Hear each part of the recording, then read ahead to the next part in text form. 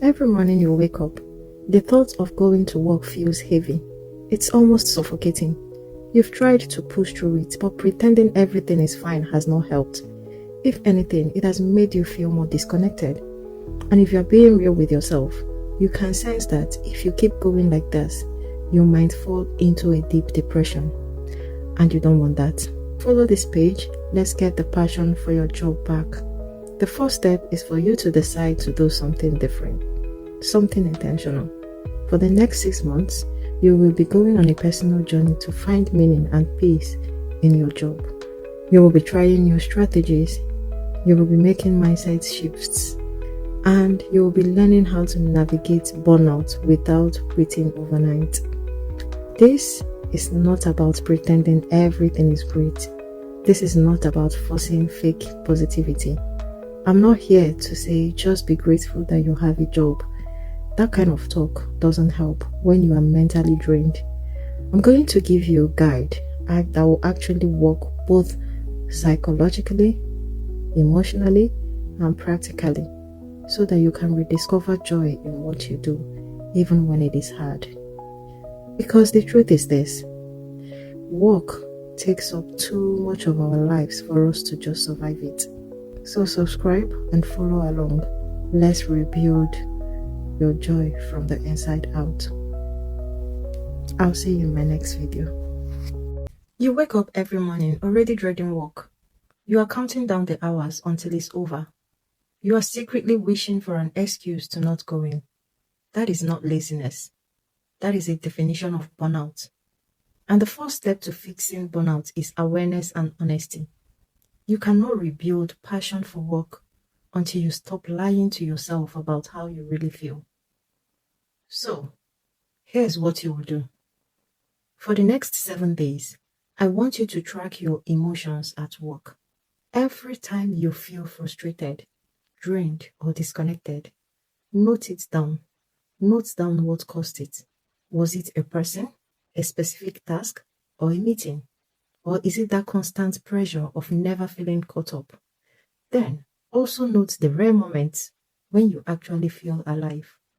Maybe a conversation that energized you, or a small task that gave you satisfaction.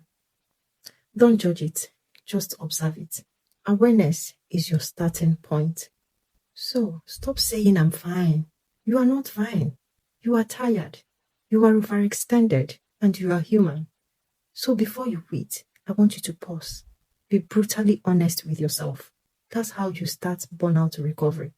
You start with truth, not denial. You rebuild passion from clarity, honesty, and awareness. I'll see you in my next video. You've lost your passion for work. You have faced the truth by admitting you are burnt out. And as discussed in step 1, you are recognizing your emotions and what triggers them. Now it's time for step 2, which is purpose and reconnection. So here's how you start reconnecting. You have to go back to your why. You have to ask yourself, why did you take this job? What part of it once made you feel alive, proud, or creative? You have to write it down, yes. If that reason still matters, find ways to bring it back into what you do now. If it doesn't, then you have to create a new one. Maybe your purpose is not the company. Maybe it's the skill you are building, the people you help, or the version of yourself that you are becoming. Just know that you don't find passion by waiting for inspiration. You have to rebuild it by reconnecting with meaning. And the moment you start doing things that align with your why, even the small ones, it will shift your energy. Your work stops feeling like punishment and starts feeling like progress. So, stop waiting to feel motivated. Get clear on your purpose and motivation will surely follow. I'll see you in my next video. Just know that you are not lost. You are just disconnected. Step 3 to overcoming burnout is to regain control. Because burnout thrives when you feel powerless. Let's face it, you are overwhelmed. You've been running on empty. You've been carrying more than one person's workload. and you are still being told it is not enough. That kind of pressure, it breaks even the strongest person. So, you can't keep waiting for your job to value you. You have to start valuing your own time, your own effort, and your own peace. First, control what you can. You cannot fix a toxic boss, but you can structure your day to protect your energy. You have to prioritize your top 3 tasks each day. Just 3, not 10, not everything. 3 that actually matter. Now, next, stop the guilt. You are not a superhuman. You are an employee, not a machine. When you have given your best within your paid hours, you stop. Period. You don't owe your sanity to a system that never says thank you. Then, learn the power of detachment. You show up, you do your work with integrity, but you stop tying your self-worth to other people's approval.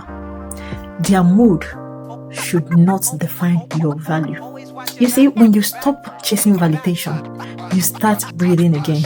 And once you breathe, you can think clearly, calmly, and confidently. You have given enough. Now it is time to protect your peace. I'll see you in my next video. Burnout doesn't just happen from overworking. It happens from overcaring in places that don't care back. Let's discuss step 4 to overcoming burnout, which is rebuilding your emotional boundaries. You keep trying to please everyone, your boss, your team, your clients, hoping that someone will finally notice your efforts. The truth is that most workplaces, they don't reward efforts, they exploit it. You've got to learn where your emotional energy ends. Of course, you will still do your job well, but you must stop taking every criticism personally. You cannot carry the weight of everyone's expectations. So, here's how you start. Number 1, you are going to set clear emotional boundaries. When work ends, it ends. No replaying conversations in your head. No late night emails. No mental overthinking. Clock out emotionally the same way you clock out physically. Number 2, stop over apologizing. You are not at fault for everything that goes wrong. You are not responsible for every unmet target. Own your part and leave the rest. Number 3, learn to say no calmly. No is not rebellion. No is self-respect. If a new task is not urgent or aligned with your role, say, I'll get it once my current priorities are done. It is simple yet professional. And number 4, protect your inner peace like it is your paycheck, because, my friend, it is. Your mind is your most valuable asset. If you lose your inner peace, no job title or salary will save you. Remember, detachment is not lack of care. It is strategic caring. You choose what deserves your energy and what doesn't. I will see you in my next video. Let's change how you operate in your job. The step 5 to overcoming burnout. First, you have to redesign your schedule. Put your most demanding tasks at the highest energy times of the day, when you are still strong. Another thing that helps is to take micro breaks. Every 90 minutes, you stop for 5 minutes. Step away, stretch, breathe, okay? This will help you reset your nervous system so that you can keep performing.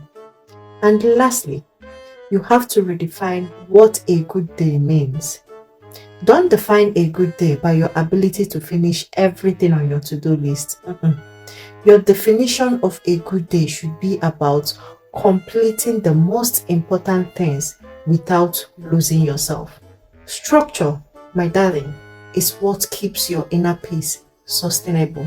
So don't feel guilty when you are not able to finish everything, on your to-do list. And that is why I keep emphasizing that you should prioritize your tasks so that the most important ones are on the top of your priorities. And when you are able to finish those ones, you are fulfilled in yourself. Don't try being perfect. Just don't lose yourself in the job. I will see you in my next video.